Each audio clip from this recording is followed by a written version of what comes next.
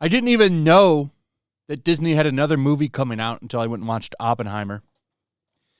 They played a trailer for the upcoming 2023 Haunted Mansion.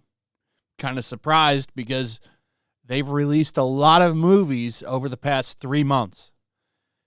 It's kind of crazy, to be honest. Like, why are they releasing so much stuff in such a short period of time? You think they would have spread this stuff out throughout the entire year. But all of this has come out in kind of the same time span, like 3 months. I don't remember when Ant-Man 3 came out, but after that movie came out, there's just a slew of movies that have dropped from Disney, and they've all failed. They've cannibalized each other, too, which I find funny. The only success that they've had this year is Guardians of the Galaxy 3. That's it. So I'm curious to how this one will perform. It looks more like an actual Disney movie, to be honest, with its themes and stuff. But given the state of Disney, I don't think anyone's going to rush out to see this one. It'd be funny. It'd be really funny if this is another box office bomb for them. And they should be a little concerned because the demographics that they would want, particularly for movies like Little Mermaid, all these people are going to see Barbie. Kind of shows that they might have lost a generation here. So Zoomers and millennials drive massive box office for Barbie. I thought this is really interesting. Bounding into Comics is breaking down a lot of the demographics that went to this movie. And I think that there's some interesting stuff here. This is why this is kind of bad for Disney. A lot of people went to see Super Mario, but they didn't go see Little Mermaid or any of the other movies that they put out, -1. And it's kind of a bad sign, especially if Zoomers and millennials are kind of thumbing their nose to them. Zoomers especially. That Disney magic needs to keep renewing. And if you have a whole generation of people that are skipping your shit, that's not good. I'm not saying Barbie is any better than any of the Disney stuff.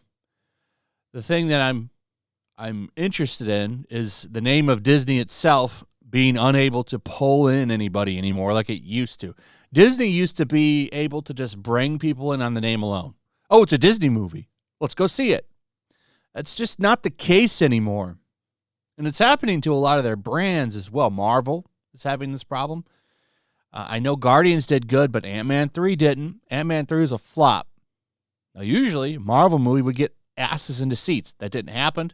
It's happening with Star Wars. They're having some problems. But they have the demographics here broken down.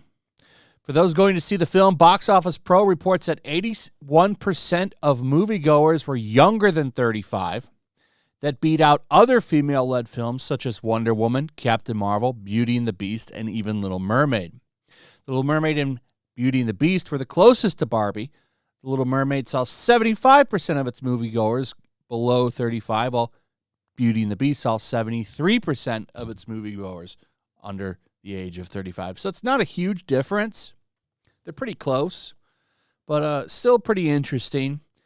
The film was also seen predominantly by females, but that percentage might not be as high as one might expect. Only 65% of Barbie's audience was female.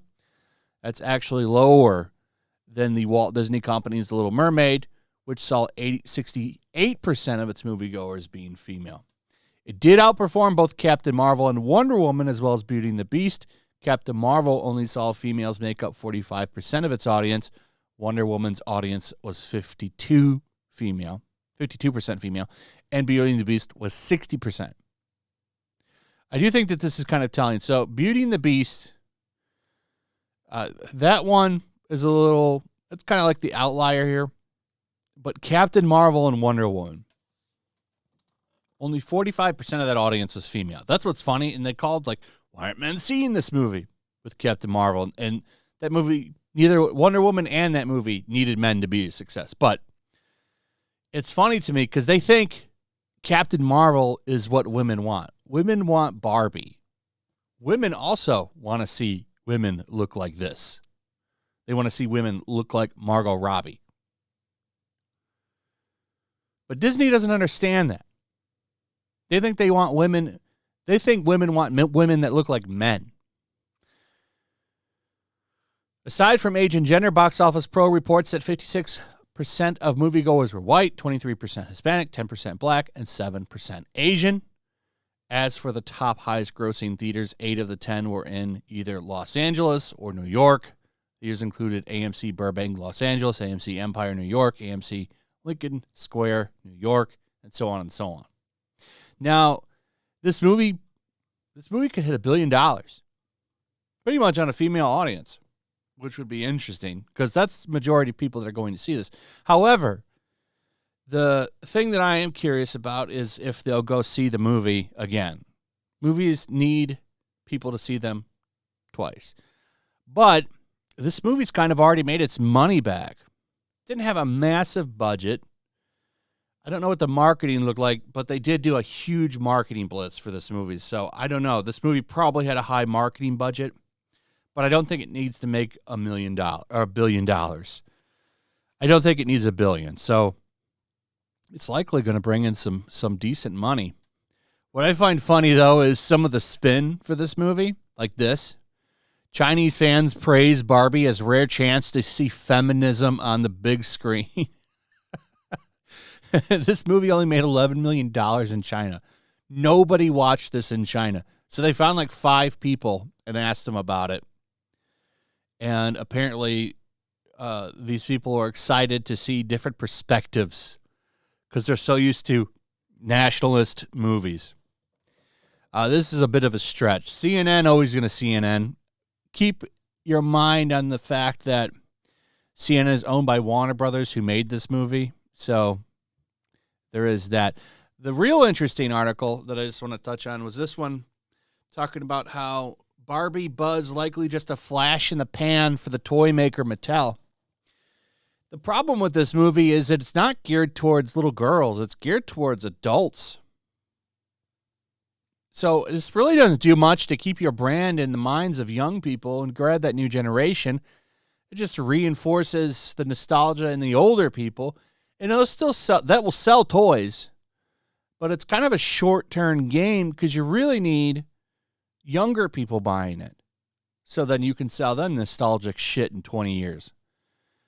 And they don't think that that's going to really happen from this movie. I don't know. I think they should have went the Lego route. This movie kind of makes fun of the brand itself, but like Mario didn't do that. Mario did a great job of doing what it needed to do, which was appeal to everybody and get younger people interested in the brand. Anyway, that's pretty much it. Let me know what you guys think about all this in the comments below. Also, if you would, please like, subscribe, share the video. Make sure you're still subscribed. Hit that notification bell. Check out my Rumble and Locals, and I will see you on the next one. Peace. Make sure to check out my Locals. There's a link in the description. It's a fun community that I'm trying to build over here. If you don't want to support me on YouTube, you can come over here. None of that money goes to YouTube. You also can just come over here for free. But if you are a supporter over here, I do plan on doing an extra live stream once a month and throwing links to the supporters so you can actually come on and have a supporter live stream with me. Also, it's a good place to catch all of my content. You don't have to worry about notifications like YouTube. They'll definitely work over here. So come check out my Locals.